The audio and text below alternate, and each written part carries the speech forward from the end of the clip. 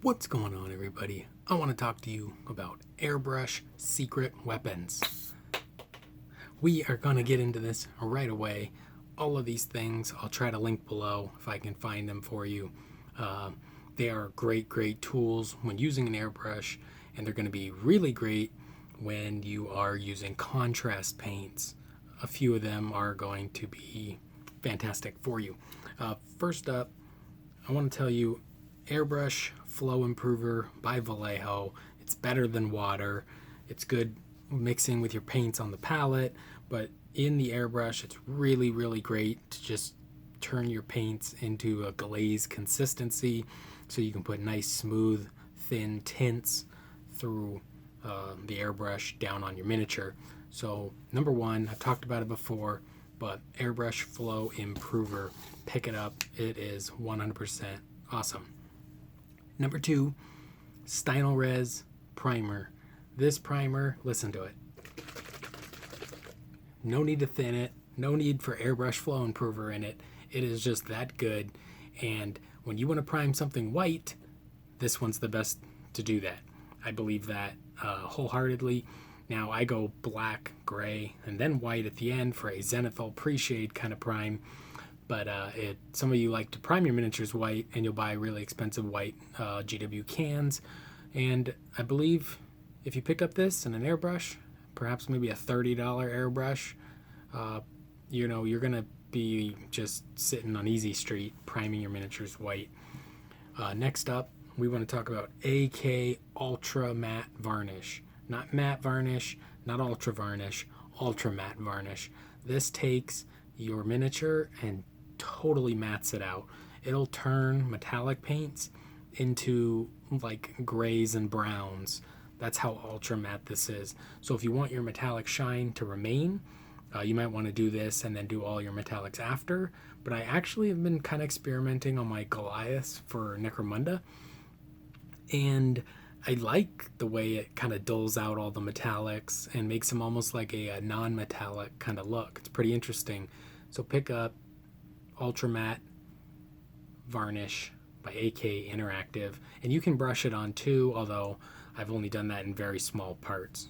Usually I just airbrush it straight through. It's very good.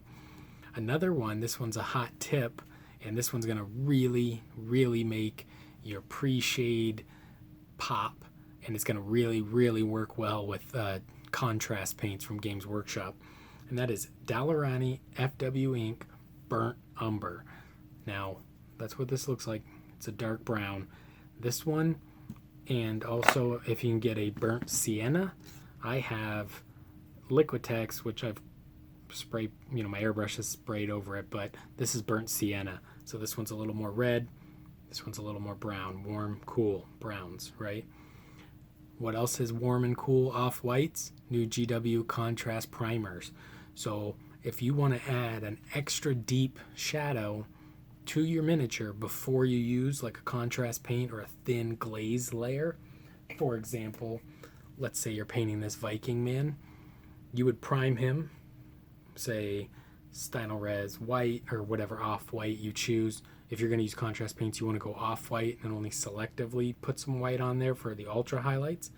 And then, depending on if he was going to be majority warm or cool, you would take Burnt Umber or Burnt Sienna through the airbrush and tip the miniature upside down, okay? You're going to spray them upside down, and you're just going to put those warm or cool shadows just right in there.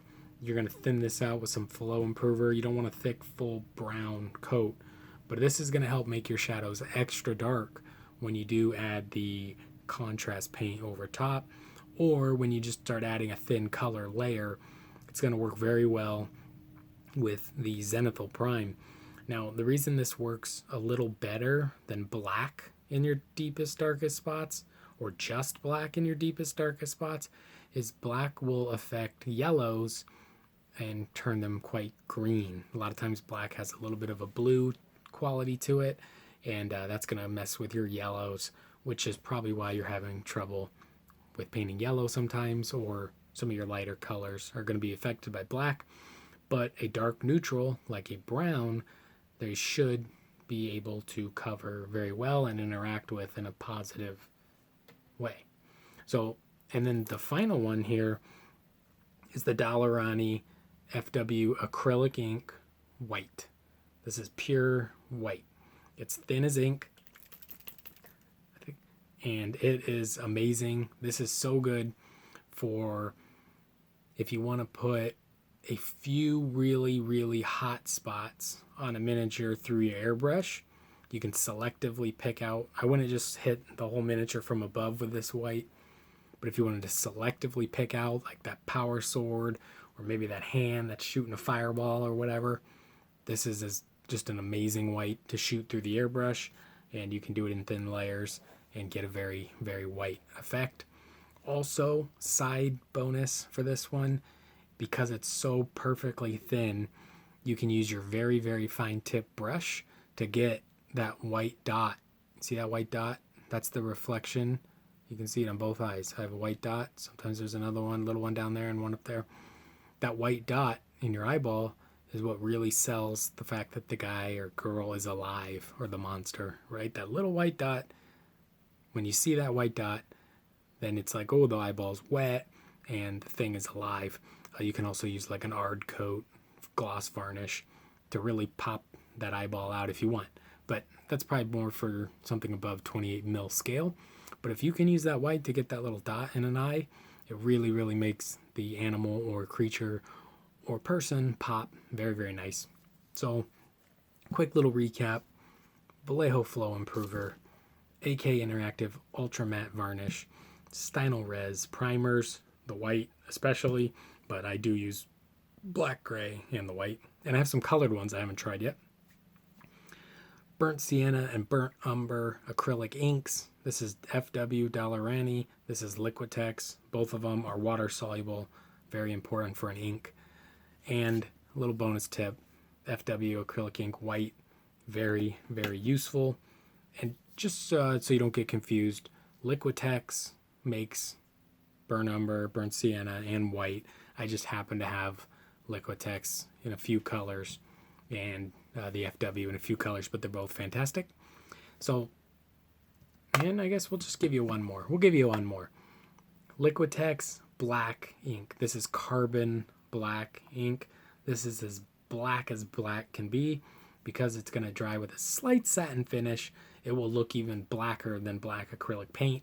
So if you want to put some really deep black hatch marks onto a black surface, or you want to really darken some part of the miniature or the shadows, or you want to make a wash, mix that black ink with the flow improver. You can make a little wash, good for terrain, fiddle with it if you're going to use it on a miniature until you get the ratios you like.